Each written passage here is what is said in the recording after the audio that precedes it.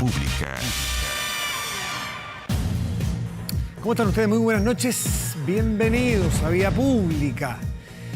La selección chilena consiguió un empate, muy valioso empate. Cualquier cosa que uno se traiga de Argentina, futbolísticamente hablando, es muy valioso. ¿Para qué estamos con cuentos, no es cierto? Claro, se empató a 1 frente a la Argentina de Messi, además. Así que, bueno, usted sabe que Argentina abrió el marcador con un gol de penal del mismo Messi, después de una falta de Maripán sobre Lautaro Martínez, compañero de Alexis y de Vidal en el Inter. Fue cobrada luego por el VAR. Es discutible para algunos, para mí fue penal, pero bueno, en fin. Rápidamente la Roja se recuperó, no se achicó, jugó de igual a igual.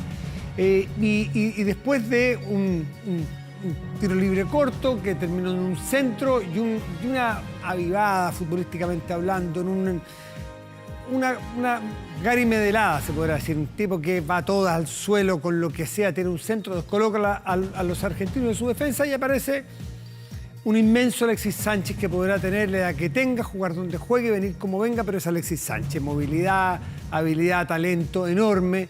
Así que anotó el gol del empate y con esto, fíjate que llega a 17 tantos de las eliminatorias, que empata con esto a Iván Zamorano.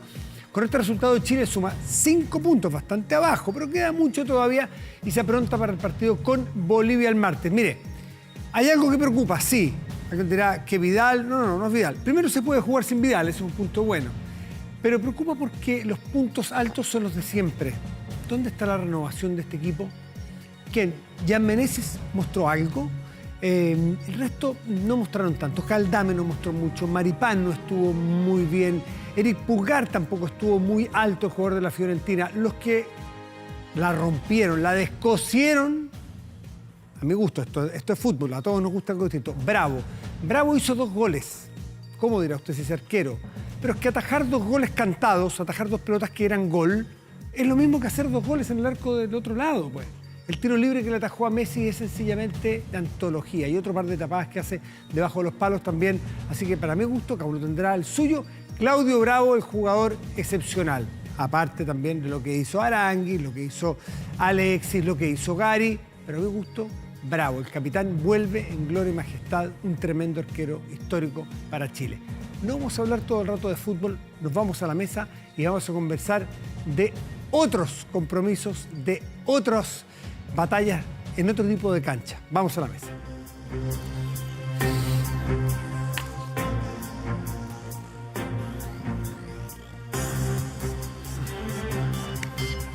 Y es en la cancha de la política donde este jugador tiene experiencias como Gary Medel, muchos partidos, muchas clasificatorias, muchas elecciones. Marco Enrique Sominami, clasificatoria, eliminatoria, va a todas como Gary. No sabemos si va a ir a la siguiente. ¿Va a ser candidato? Buenas noches, Marco Enrique. ¿Va a ser candidato a la siguiente?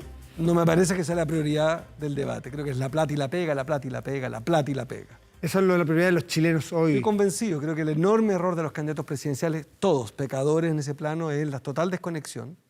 Salvo, te voy a decir algo, que debo reconocer, que creo que en su momento después ella misma se encargó de autodestruirse, pero Pamela Giles con los retiros se conectó con un hambre. Después ya sabemos lo que ocurrió en esa elección.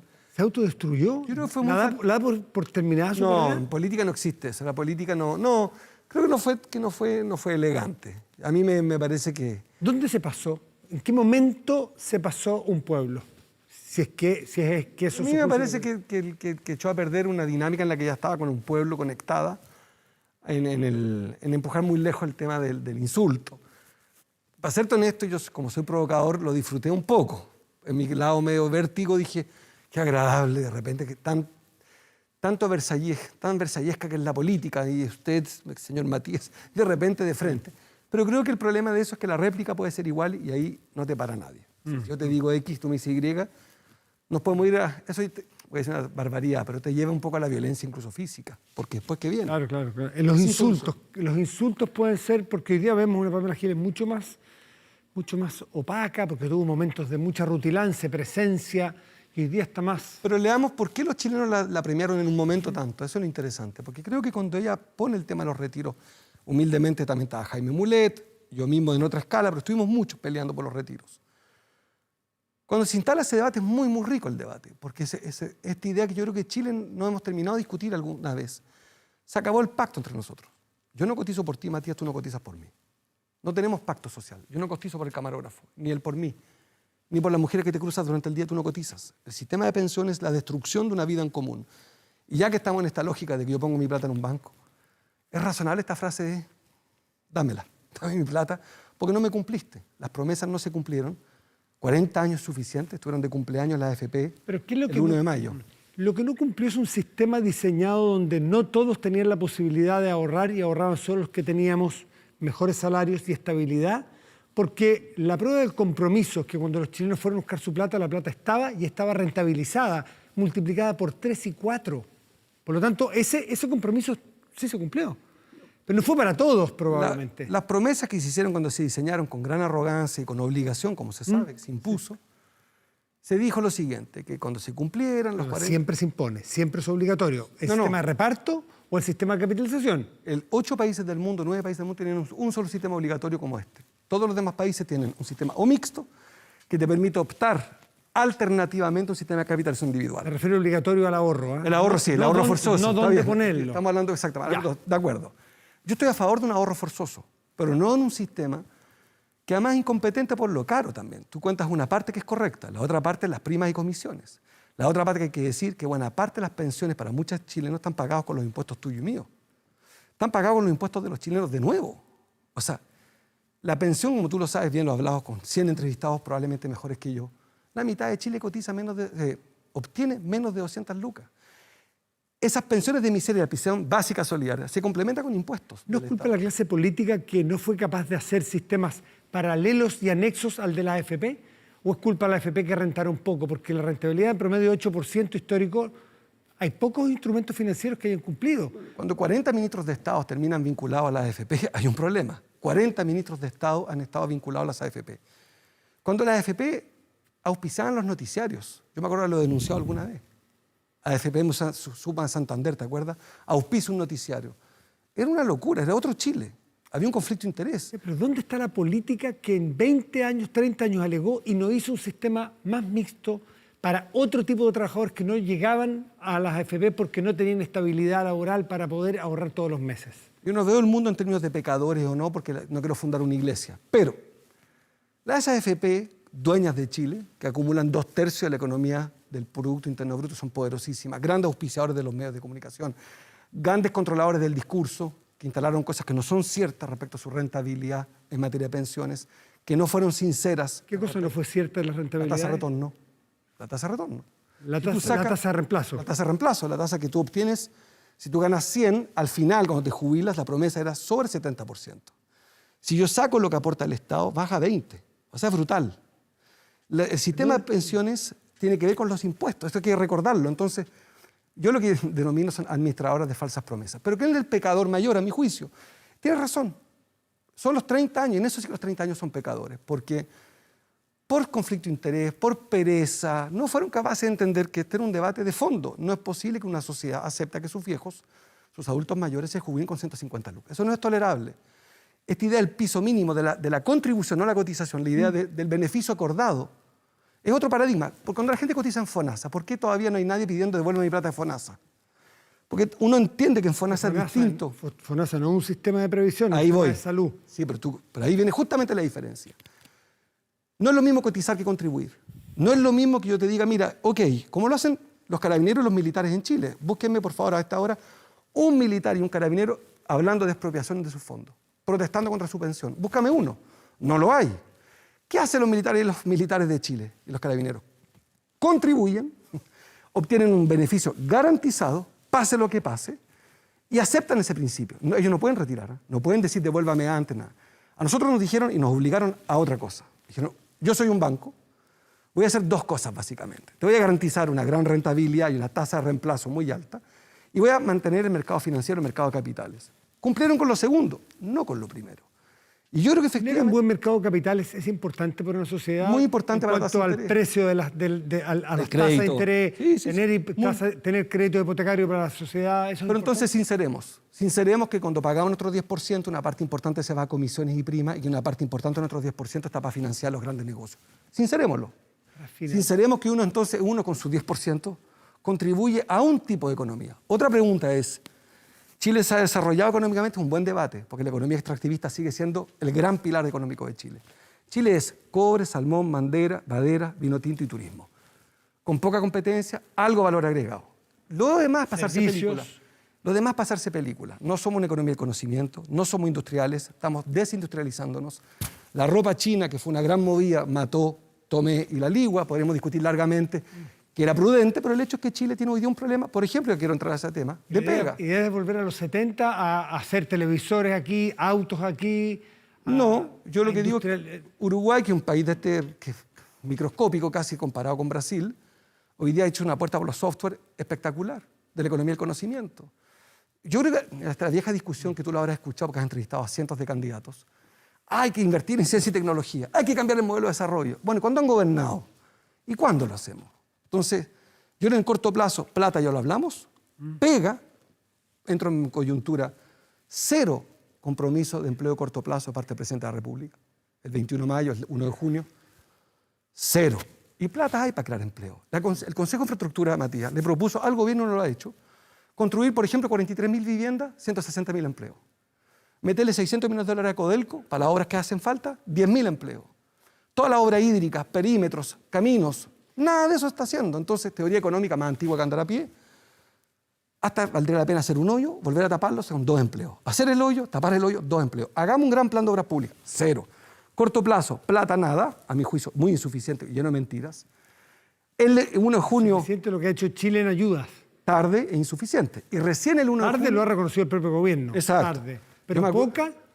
Hoy recién anunciado, $11.000 millones. $11.000 millones más los más 10.000 que han puesto los años anteriores. ¿Sí? Es el punto. Tuvimos 1 año y medio casi discutiendo. Es que el cuándo, es consenso ya. Pero el cuándo en la economía, esta es la vieja discusión, la certeza, el cuándo y la confianza es muy importante en la economía. Sí. Fue el gran error de este presidente, a mi juicio, que de economista tiene poco y de amigo de la AFP tiene mucho. La economía, si no es confianza, ¿qué es? Si no es la certeza. ¿Por qué sometieron a los chilenos a este nivel de inseguridad? Cuando había plata, había y tuvimos razón, ¿no? ¿Cómo hacerlo, Marco Enrique Menéndez, que el proceso constituyente que viene, que tardará entre pitos y flauta 1 año y medio, 2 años más, genere confianza, porque los países requieren de inversión externa también y que no se fuguen los capitales, para que no sean todos los que producen algo apuntados con el dedo y que sea el país donde nuevamente confiemos y confíen los otros también y nos presten plata barata como no le prestan a otro país de Latinoamérica, para poder a su vez prestarle a los chilenos para que compren una casa. Bueno, es que hay paradigmas con los que nos educaron durante 30 años que se rompieron. Esta idea de un Estado sano y un pueblo endeudado se acabó. Es absurdo que la deuda pública sea más baja que la deuda privada de los hogares. Eso no tiene lógica. O sea, la tesis de la concertación y de la derecha fue endeudemos al pueblo para que tenga salud, educación, previsión, transporte y que el Estado tenga finanzas limpias. Eso se acabó. Efectivamente vamos a tener que romper ciertos principios. Vamos a tener que aumentar la deuda pública. No va a servir para resolver todos los temas, hay que hacer un esfuerzo fiscal distinto. El Estado va a tener que compartir el riesgo con los hogares, para ser justo en términos proporcionales. Según el Banco Central, los hogares de Chile, ustedes deben 75% de lo que ganan en promedio. El Estado debe 40%. Ahora, no calza, ¿no? ¿Cómo va a tener un pueblo pobre, un Estado rico? Marco, a mi juicio la inversión extranjera es importante, pero sí, la constituyente va a ayudar a reglas. Serán las nuestras. No sé si serán mejores o peores, pero serán nuestras. ¿Las nuestras, las de tu sector o no, las nuestras de los chilenos? La de los chilenos. ¿Qué te parece cuando hay constituyentes que dicen nosotros vamos a poner las ideas? ¿O tú crees que va a primar y debiera ser que prime un sistema donde se lleguen a acuerdos macros, grandes, amplios, de todos los sectores? ¿O aquí va a haber ganadores y perdedores? No, hay ganadores y perdedores. En las elecciones, pero... Hay. Yo no he ganado las elecciones y soy un buen perdedor. Reconozco al incompetente de Piñera, presidente democráticamente electo. Pero reconozco al antisocial. La constituyente hubo un ganador. O sea, lo que sería una locura es que uno dijera, no, es que aquí, no. Aquí hubo un ganador claro, el cambio, con distintos apellidos, pero un ganador el cambio. La continuidad sacó el 20%. Quiero decir, sí, que la constituyente no tocó el corazón de Chile. Votó menos gente por los constituyentes que para elegir a Piñera. Esto está lleno de matices. Entiendo que el Servicio Electoral mañana va a anunciar datos sorprendentes, que vienen más de 1 millón de nuevos votantes que nunca habían votado. Pese a la baja participación, así es. 1.200.000 votantes nuevos. A lo que voy es que creo que Chile es una economía profundamente irrelevante, 0.4% de la economía mundial, básicamente cobre, salmón y madera, lo demás es pasarse película, y que necesita crear empleo de corto plazo, y que el Estado es el único que hoy día, el Estado es el único que puede promover el empleo junto al privado. Pero en ese sentido, público, privado. El Estado pone la plata, los privados acompañan. Si no haces eso, no vas a crear empleo. Entonces, drama. Tienes una clase política, a mi juicio, hablando de presidenciales, perdían el espacio, hablando de sus primarias, que a mi juicio no le importan a nadie, estas primarias sectarias, y al lado de eso, un pueblo que mayoritariamente, yo los veo todos los días, o en la calle o en las redes sociales, hablando de su plata. Plata y pega, plata y pega. Todo lo demás, el pacto social, creo que los chilenos lúcidamente se lo dejaron a gente distinta a la constituyente. Para gobernar el presente eligieron animales políticos con cicatrices, los gobernadores. Básicamente ganaron exintendentes, salvo Ricardo Díaz en Antofagasta y Jorge Díaz en Arica. El resto son, en general, me puedo equivocar un par de nombres, animales políticos. ¿Cómo es la lista del pueblo para terminar, Marco? ¿Te sorprendió a ti también o eres de los que tú sabías que esto iba a pasar? No, me sorprendió. Y los felicito y me encanta. Me encanta que el voto voluntario ofrezca de repente esto. Y espero que el Congreso de la República... ¿Te sientes cercanos a ellos? ¿Crees que puedes representarlos a ellos? Los conozco de todos. Yo espero que el Congreso de Chile no haga una trampa, porque vamos a entrar en un debate que va a ser exquisito. Es que ahora el Congreso va a decir, oye, pero para el próximo Congreso no repitamos los independientes. Yo los desafío desde ahora. El próximo Congreso debe ser igual a la constituyente, paritario, con pueblos originarios y con los independientes. ¿Con listas de independientes? Total, sí. ¿Y sin partidos puede haber democracia liberal? No, pero también los partidos políticos son ellos los responsables del error que cometieron de no haber abierto la comportante. Quiero recordarte, para dar un ejemplo autorreferente. Presenté la ley de matrimonio igualitario el 2006. Me trataron de caníbal y bárbaro. Bachelet dijo que estaba en contra del matrimonio igualitario. Después lo promovió. Piñera, que después de que se hizo un festín contra esa ley, la aprueba. La clase política también tiene que pagar. Lo pone urgencia, no lo aprueba. Bueno, tienes razón. Pero cuando pone urgencia... Pero dicho esto, Matías, la clase política que gobernó 30 años tiene que asumir su responsabilidad de que no quisieron escuchar los síntomas y a cada uno de nosotros que levantamos la mano nos llegó una cachetada, un adjetivo o, ya creo, antes que me eches... No te voy a echar, solamente que tú que has entrevistado a otros tantos candidatos. En noviembre, Marco Enrique Minami en la papeleta, como decías tú, ¿en la papeleta? ¿Voy a estar en la papeleta? No me restaré de ningún desafío para la unidad. Hoy mi desafío, te quiero decir algo, por octava vez, un juicio por un llamado avión que la misma Fiscalía reconoció que no era delito, lo postergó. Por enésima vez, la Fiscalía se corrió del juicio. Por enésima vez, no podré defender, después de 7 años de insultos y agravios, no he podido defenderme. 7 años, sepan los chilenos que tenemos hoy día una fiscalía que a mi juicio participa y se deja instrumentalizar por agendas políticas. Me habría encantado poder decirte hoy día, ¿sabes qué? Tengo juicio, defenderé mi inocencia y adelante. No. Por eso con el doble estándar de mi porque no hay fiscal. novedades más que nueva suspensión del juicio. Ya habrá tiempo para hablar de ese juicio, Marco Enrique Minami. Gracias por estar aquí como siempre. Abrazo, Matías. Buenas noches a todas y a todos. Buenas noches. Pausa y volvemos. Espérenos. Estamos de vuelta en Vía Pública y varios días de esta semana venimos hablando ya de lo preocupante. Alguien dirá que estamos pegados con el tema, pero es que si no es este el tema para pararse, para detenerse, para profundizar y hablar con los expertos, ¿cuál es? Que tiene que ver con los rendimientos o los logros que están teniendo en aprendizaje los niños y niñas de nuestro país en este contexto de pandemia. Obviamente no le vamos a pedir a estos 2 años que sean años normales porque no lo son en nada. Pero sí le vamos a pedir, o le tenemos que pedir, porque además tenemos que ser consecuentes con nuestra historia. Si llevamos 20 años hablando de educación y supuestamente todos queremos mejorar la educación y no lo estamos poniendo en el centro de la discusión porque aparentemente no es lo más importante. La calidad de la educación y que los niños y niñas vayan a clases a la medida que vayan pudiendo por la pandemia. Nadie quiere sacrificar la salud de los niños. Pero bueno, este tema, ahora tenemos un experto, que es el economista Sergio Ursúa, que es el coordinador de políticas sociales, director de CLAPES UC y profesor de la Universidad de Maryland. Está en Washington. Sergio Ursúa, muy buenas noches, gracias por recibirnos. ¿Cómo estás? Hola Matías, buenas noches. Aquí estamos, disfrutando el empate, así que contento. ¿Cierto? Sí, pues, me imagino viviendo afuera, claro, pegadísimos también viendo el empate. Se disfruta, por supuesto. Lo que no disfrutamos es ver que los colegios que tienen las condiciones sanitarias, las condiciones de fase 2, fase 3, un bajísimo porcentaje de las familias están enviando a los niños a esos colegios o los colegios municipalizados están abriendo sus salas de clase para que los niños vengan. No está en el centro aparentemente de nuestras necesidades, urgencias y prioridades la educación. ¿Cómo lo ves tú, Sergio? Mira Matías, mientras las ciencias médicas han luchado durante ya más de un año contra el COVID, ¿cierto? Este virus, este bicho que tiene a todo el planeta paralizado. Las ciencias sociales han hecho su trabajo en cuanto a alertar de la posible inoculación de otro virus entre los niños y los jóvenes, que es precisamente la falta de educación, el no acceso al colegio, la imposibilidad de formarse. Y lo que estamos viendo en el caso nacional, ¿cierto? Que es, hay que entenderlo en el contexto mundial, se está transformando en un ejemplo de, lamentablemente, cómo no hacen las cosas. Es esta imposibilidad de poder normalizar el proceso escolar de formación en un contexto en el cual existe suficiente evidencia y protocolos a seguir para poder llevar esto a cabo.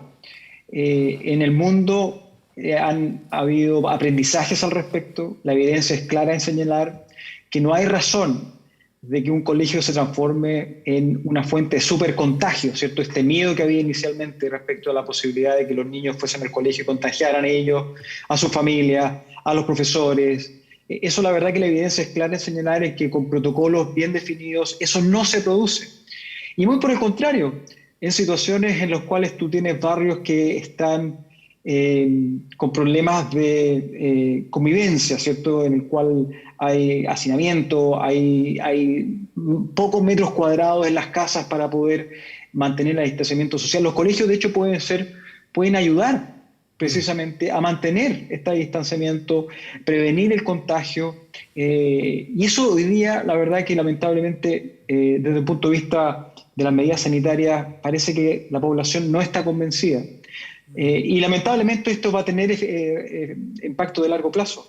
Si es que esto no se corrige, si es que esto no se actúa rápidamente, esto va a significar mayores diferencias en niveles socioeconómicos. Así lo demuestran Sergio, todos los estudios. Sergio, justamente eso que dices tú, porque lamentablemente hay una correlación de asistencia a clases o de colegios abiertos en sectores de mayor nivel socioeconómico o mayor nivel de oportunidades o sociocultural, como quieras llamarlo, y al revés, lo contrario, lugares más vulnerables, con menos recursos, hay menos colegios abiertos, entonces la brecha va a aumentar. Y además los recursos tecnológicos como un computador, ¿en qué casas están? En las casas donde los colegios están más abiertos y tienen más recursos, si se quiere, más capital humano en esas familias. Entonces todo va remando hacia mayor brecha en diferencias en nuestra sociedad.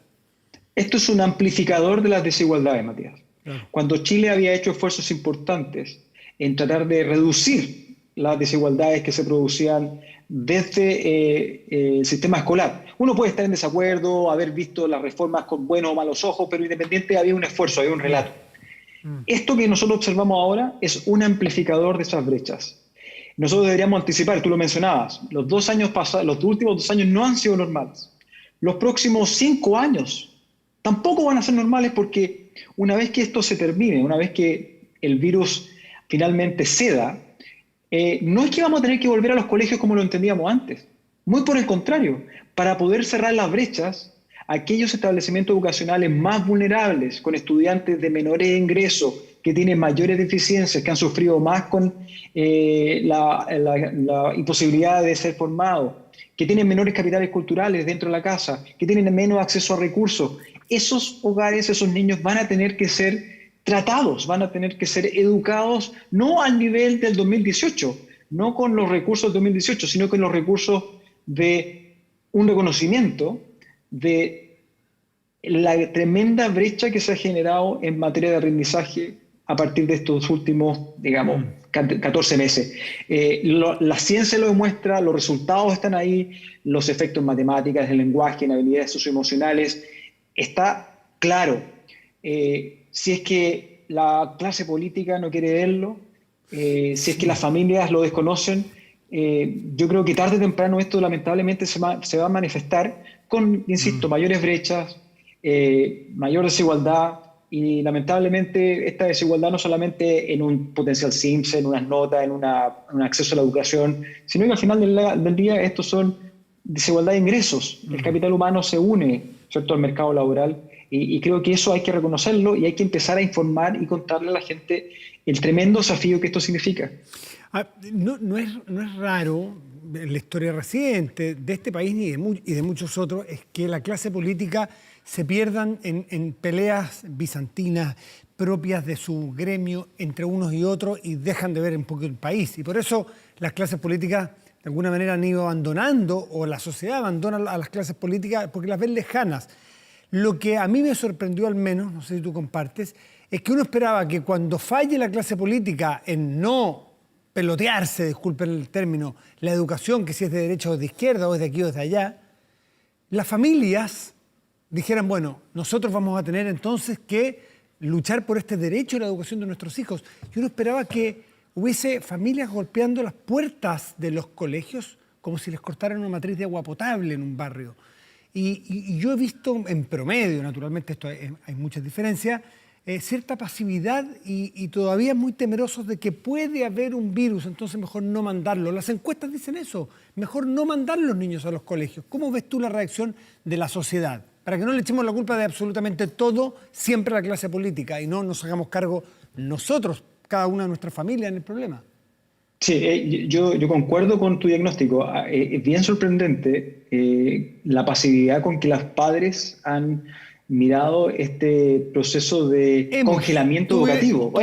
Tú vives en otro país, yo vivo aquí en Chile y yo me incluyo, a veces es no, como... yo lo veo mi familia, toda mi familia que está en Chile, por eso te digo que es evidente que yo creo que aquí pasa, el esfuerzo que se ha realizado en otros países para concientizar y educar a la población en cuanto a las medidas, los protocolos, el impacto que tiene el virus, las posibilidades de contagio y las posibilidades de llegar a casos críticos, ¿cierto?, en los niños, creo que eso no ha estado ahí.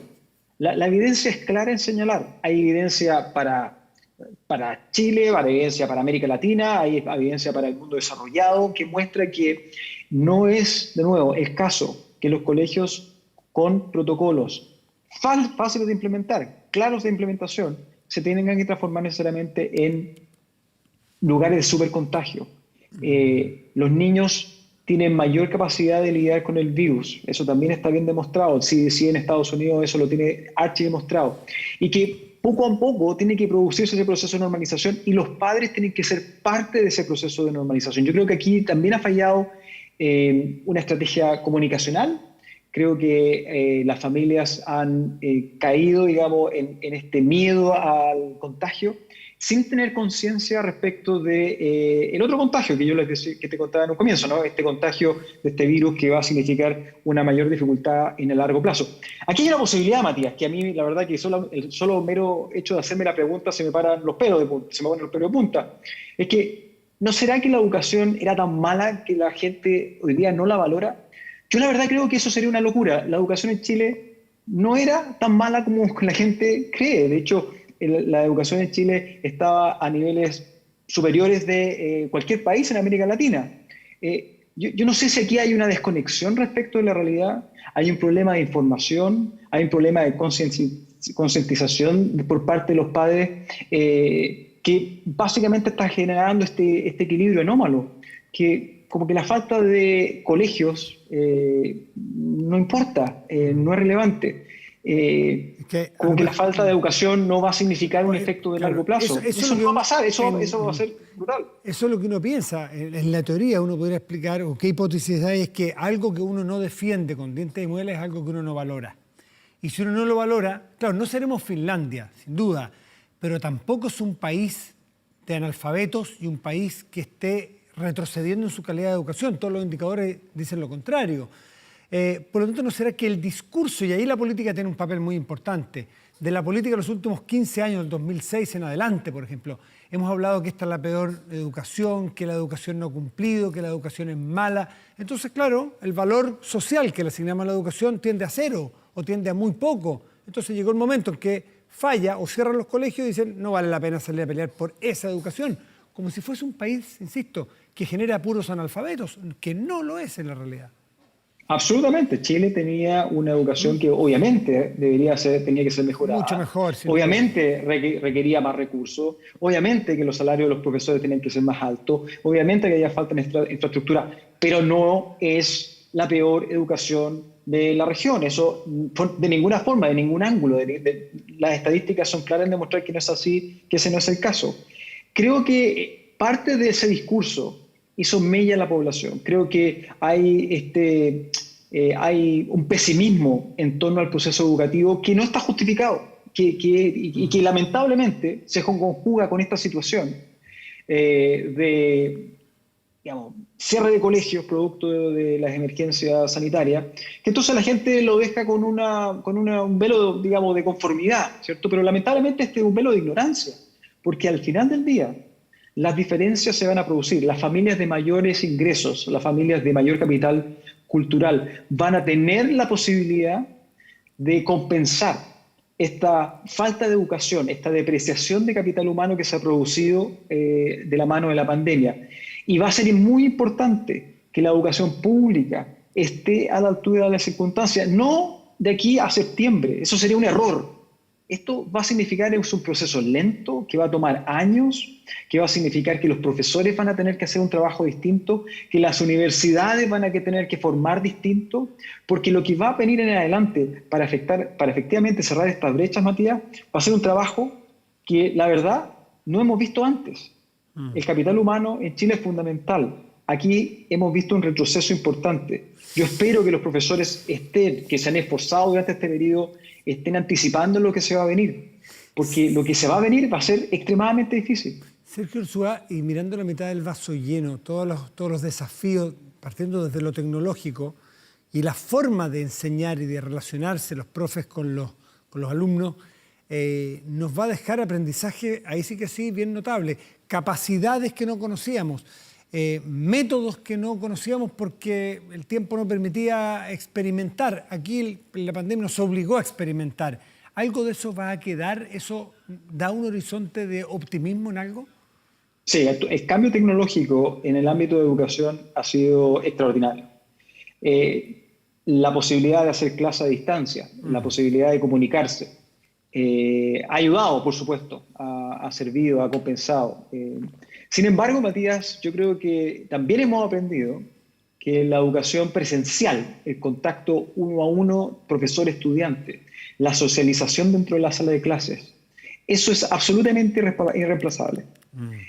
Probablemente lo que nosotros vamos a tener adelante va a ser un modelo híbrido, en el cual haya una conexión, ¿cierto?, más cercana a través de la tecnología entre profesor y alumno, pero que la posibilidad de interactuar persona a persona, ¿cierto? Eso va a tener se le va a brindar mayor importancia de lo que yo creo que se le daba en el pasado. La asistencia va a ser más importante, sorprendentemente, la posibilidad de poder llegar a una sala de clase va a ser extremadamente importante. Y eso de nuevo va a significar un proceso de transformación de los profesores. Los profesores van a tener que tener habilidades distintas. Ese proceso de transformación, Matías, yo creo que todavía no lo hemos concretado. No sabemos todavía cómo tiene que cambiar el proceso formativo de los profesores, cómo hay que entrenar a los profesores para este nuevo sistema, para este nuevo modelo, que sin ninguna duda va a significar una combinación de lo que era la educación pre-COVID con este cambio tecnológico, de las cuales nosotros estamos siendo un ejemplo, que viene de aquí para adelante. Y a lo mejor algo que se nombra poco, pero que es relevantísimo en la educación o en la formación, en las autonomías de los chicos, las chicas que están creciendo. Entonces, que no haya un profesor que lo hace todo y nosotros que hemos visto por no cientos, pero hace decenas de años, 30, 40 alumnos en clase escuchando a un profesor o una profesora y siendo espectadores. Hoy día, cada alumno que ha tenido la posibilidad de conectarse ha tenido que ser protagonista de su propia clase y generar más autonomías.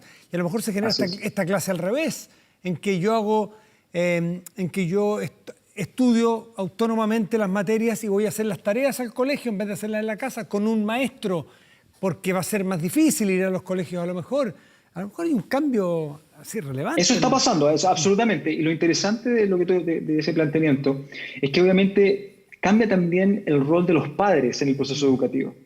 Porque ahora como padre, que tú vas a tener a tus hijos en la casa, ¿cierto? Hay desafíos en distintas dimensiones. Primero, en la capacidad de poder apoyar en ese proceso formativo, el estar presente, ¿cierto? Porque esto no es simplemente dejar a un niño conectado frente a una computadora, un tablet, un celular. Sabemos que las consecuencias de eso, de hecho, son nefastas.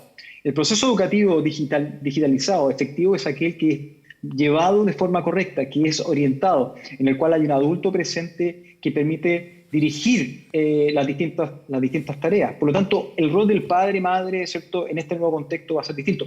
Y ahí hay otro elemento, que es el tema del mercado laboral. Todos los estudios demuestran, y de hecho hoy día acaba de salir uno muy interesante acá en Estados Unidos, que indica que para aquellas madres y padres con niños entre 5 y 12 años, en sectores geográficos que tuvieron cierre de colegios importante, los niveles de empleo cayeron significativamente. Significativamente, tal que si es que el niño en vez de 5 a 12 años hubiese tenido entre 13 y 18, que hay más autonomía, esa caída de empleo no se hubiese producido. Los padres y en especial las madres que se hacen cargo fundamentalmente hubiesen podido seguir trabajando o más posibilidades de seguir trabajando. Entonces, esa interacción, esa es una vuelta larga a este proceso que se está produciendo. Cómo ahora las familias van a acomodar el tiempo con los niños, la capacidad de poder ayudarlos con su trabajo. Porque aquí también, digamos, la pérdida de un empleo, una fuente de ingreso en un hogar, cambia todo, digamos, cambia las posibilidades de poder tener algún grado de normalidad, de tener los recursos necesarios para poder realmente ser parte de este proceso educativo. Y el equilibrio entre ese balance, entre lo que es el mercado laboral, el impacto que ha tenido los cierres de los colegios en el mercado laboral y el nuevo rol de la familia en este proceso formativo mixto, es una cosa que es una noticia en desarrollo. Eso es una cosa que probablemente va a ser parte de los próximos años. Y obviamente los colegios tienen que tener la capacidad y flexibilidad para poder acomodarse. Yo me temo, lamentablemente, insisto, que ese proceso va a ser mucho más rápido en aquellos establecimientos privados que dentro del sector público. Muchas de las cosas que hemos visto, el retroceso en la educación y el debate político, lamentablemente, se ha dado en la imposibilidad de abrir los colegios públicos. Si uno mira hacia adelante y anticipa todos estos cambios, Matías, ojalá que la educación pública, ojalá que la política, digamos, se haga cargo de ese tremendo desafío, porque si no, insisto, las diferencias se van a amplificar. Sí, las brechas se van a amplificar. Sergio Urzúa, profesor de la Universidad de Maryland, está en Washington en este momento, donde vive. Él es coordinador de políticas sociales y directores de CLAPES UC. Muchísimas gracias, Sergio, que está siempre muy conectado con nuestro país, así que está al tanto. Gracias, Sergio, como siempre. Matías, un gusto. Chao. Muchas gracias. Pausa y volvemos, espérenos.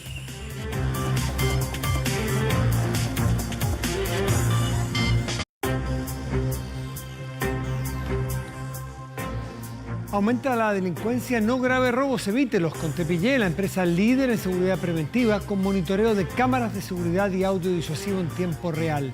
Tepillé protege 24/7 su empresa y también su hogar. No sea usted la próxima víctima y contrátelos en tepillé.cl. Vamos a nuestra pantalla. Revisamos el contenido de nuestras distintas plataformas de televisión nacional y aquí en 24horas.cl. Pueden encontrar videos, noticias, economía, deporte, actualidad internacional. En este momento está, esta noticia que es muy importante para tantas familias chilenas. El ingreso familiar de emergencia universal para el 100% de las familias que están en el registro social de hogares. Usted está allí, va a tener un ingreso. Con unanimidad de la Cámara de Diputados aprueba en general este proyecto. Vea los detalles en 24horas.cl. Revisamos ahora el tiempo. La temperatura primero aquí en este momento en la región metropolitana, que es de 11 grados y 6 décimas y el cielo está nublado. Para mañana y pasado en esta región tendremos 17 grados mañana como máxima probable y cielos nublados. Y el sábado cielo parcial y máxima probable de 15 grados. Revisamos otras dos regiones del país. Arica y Parinacota tendrán el norte, extremo norte de nuestro país. Tendremos cielo nublado y una máxima probable de 19 grados. Y en Juan Fernández, en la isla de Juan Fernández, en la región de Valparaíso, tendremos cielo parcial y una máxima probable también de 19 grados. Un día como hoy, pero hace exactamente 44 años se lanzó Exodus, el álbum más influyente en la carrera de la emblemática figura reggae, Bob Marley. Que después de sobrevivir a un ataque en su propia casa en Kingston, Jamaica, que el artista se mudó a Londres, lugar desde donde lanzó este álbum que se mantiene muy vigente hasta estos días, formando parte de la cultura de la música contemporánea. Varios de los éxitos de la carrera de Marley se encuentran en esta placa, tales como One Love, por ejemplo, que escuchamos de fondo y con lo que despedimos Vía Pública de hoy. Contento por el empate, porque Chile jugó fútbol guapo, fútbol bueno, fútbol con esperanza para la próxima vuelta, el martes, aquí en el estadio del Tricampeón, juega Chile frente a Bolivia en Santiago. Muy buenas noches y gracias por venir.